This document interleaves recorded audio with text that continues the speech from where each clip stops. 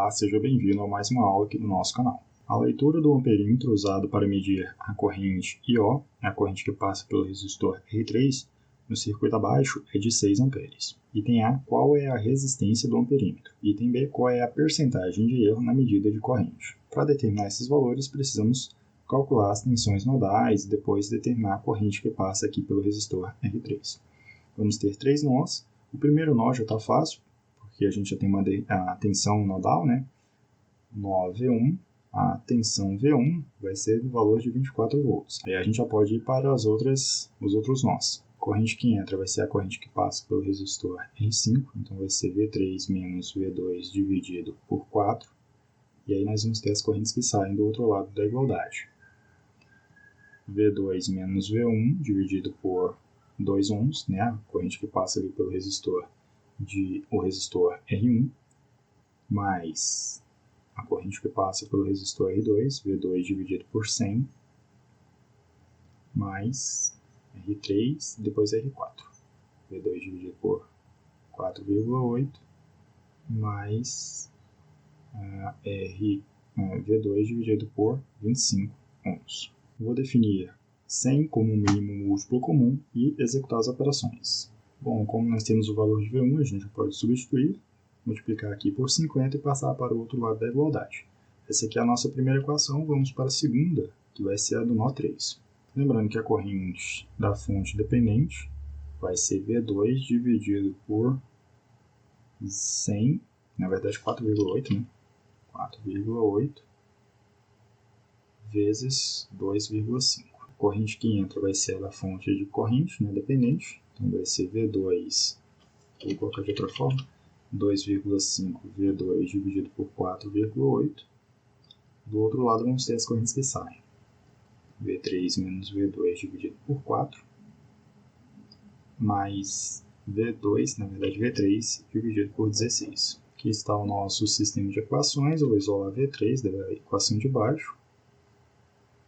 3,7 V2 dividido por 1,5, 2,46 V2. Substituir na primeira equação, repetir esse 100, e aí vai ficar 25 vezes 2,46, vai ficar menos 61,5 V3, na verdade V2, igual a 1.200. O valor dessa tensão vai ser de 30,51 volts. Definimos o valor da tensão sobre os terminais aqui do resistor R3, vamos calcular a corrente que passa por ele. Então, IO vai ser 30,51 dividido por 48, 6,35. Essa aqui é a corrente real. Aí quando a gente coloca um amperímetro, né, em série para medir a corrente, o amperímetro ele vai ter uma resistência. E aí por conta disso vai ter essa diminuição da corrente. Para ilustrar, seria assim. Eu tenho aqui o resistor de 4,8 ohms e aqui eu tenho o amperímetro, que ele vai ter uma resistência, que a gente vai calcular aqui. E aí a diferença de potencial, somando as duas quedas de tensão, dá 30,51 volts. E aí, como é dito que ele está medindo uma corrente de 6 amperes, então vamos calcular a queda de tensão sobre o resistor de 4 ohms, 4,8 ohms. Vou chamar de tensão VA, por exemplo, vai ser 6,4,8. 6 vezes 4,8. Dá um valor de 28,8 volts. Temos uma queda de tensão. A tensão sobre o amperímetro vai ser essa diferença de potencial.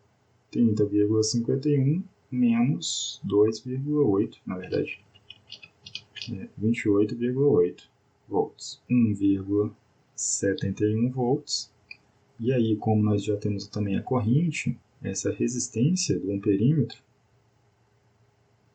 vai ser 1,71 dividido por 6. Dá uma resistência de 0,285 ohms. Amperímetros, eles têm que ter uma resistência muito baixa, enquanto que voltímetros, eles vão ter que ter uma resistência muito alta para não atrapalhar as medições. E aí vamos calcular o erro.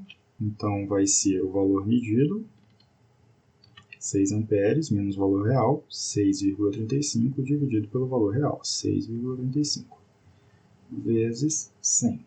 Vai dar um erro percentual, vai dar um erro de menos 5,51% nessa medição do amperímetro. Então, por conta de ele ter uma resistência interna, né, que é natural, todo componente T, todo dispositivo T, nós vamos ter uma diferença entre o valor medido e o valor real daquele circuito.